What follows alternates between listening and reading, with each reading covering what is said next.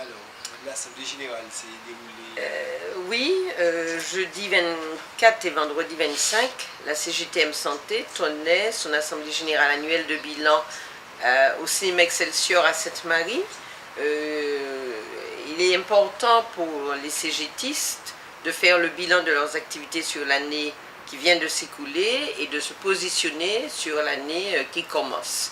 Bon, l'année 2012 a été marquée par un certain nombre de mobilisations, de grèves, d'arrêts de travail, d'actions particulières en direction de la population, compte tenu des difficultés que rencontrent les hôpitaux, puisque les plus grands hôpitaux de l'île sont déficitaires. L'administration, les directions de ces établissements ne veulent faire supporter ce déficit aux salariés alors qu'ils n'y sont pour rien.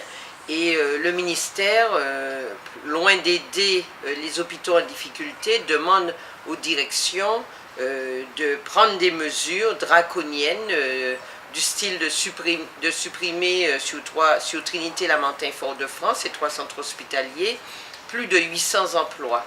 Bien sûr, nous sommes opposés à ces suppressions d'emplois qui se traduiront essentiellement par des départs à la retraite qui ne seront pas remplacés, mais qui se traduiront aussi, s'il n'y a pas de réaction de lutte des travailleurs, par des conditions de travail qui vont empirer. Du point de vue de nos effectifs, nous avons connu l'an dernier une scission au sein d'une de nos sections, mais la CGTM Santé dans cet établissement est bien présente, active, et continue le combat selon les orientations que nous avons définies et que les travailleurs arrêtent en Assemblée générale. Globalement, nos effectifs ont été légèrement diminués.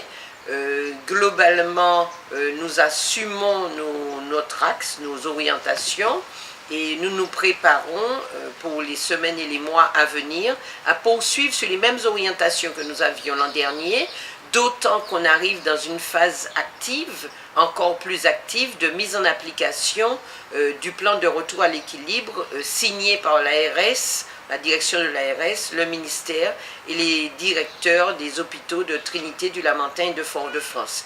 Donc il faut que les travailleurs de ces établissements s'impliquent, s'occupent de leurs affaires, ne se laissent pas faire pour diminuer les pots cassés de ces mesures restrictives que les directions ont commencé à mettre en application. Dans le secteur médico-social, c'est pas mieux.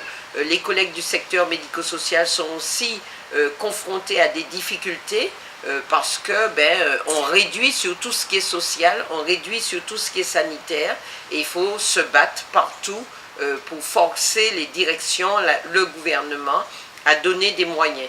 Je voudrais simplement rappeler que en même temps qu'on ne trouve pas de l'argent pour la santé, on en trouve pour donner aux banques, on en trouve pour donner à une compagnie d'automobile qui s'apprête à licencier aussi des dizaines de milliers de salariés, mais on n'en trouve pas pour la santé. On en trouve pour pouvoir aller faire la guerre au Mali pour protéger les intérêts des capitalistes dans ce pays et dans d'autres pays limitrophes, mais on ne trouve pas d'argent pour la santé de la population.